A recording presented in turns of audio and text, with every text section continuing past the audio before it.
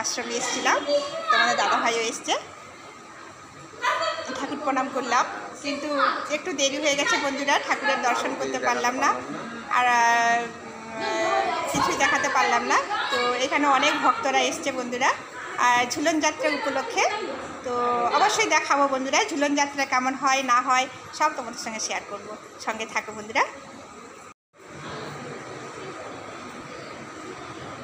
কত ভক্তরা সব এসছেন এখানে।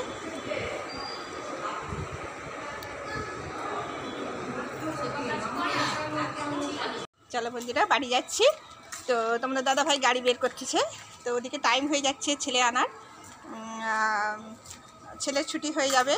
তো এবারে আমি বাবাও বসে আছেন বাড়িতে, বাবাকে বললাম শুধু ভাত আর কুঁদরি ভাতে আলু ভাতে দিয়ে সেদ্ধ করে চলে এসেছি। আর বাবার মাছ নালে তো বাবা খেতে পারবেন না। আর আমাকে আজকের দিনে বন্ধুরা একাদশীর দিনে না আমাকে আর এসব একদম ভালো লাগে না। তাই তোমার দাদাভাইকে বলেছি একটু বাজার থেকে তরকারি যেটা মানে হোটেলে রান্না হয় বাবার জন্য একটু নিয়ে এসে দিতে। তাই দেখি কি করে, তোমার দাদাভাইকে বলেছি। দেখি তোমার দাদাভাই হয়তো যাওয়ার সময় নিয়ে যেতে পারে বা আমাকে বাড়ি ছেড়ে দিয়ে তারপরে হয়তো নিয়ে যাবে। তো চলো বন্ধুরা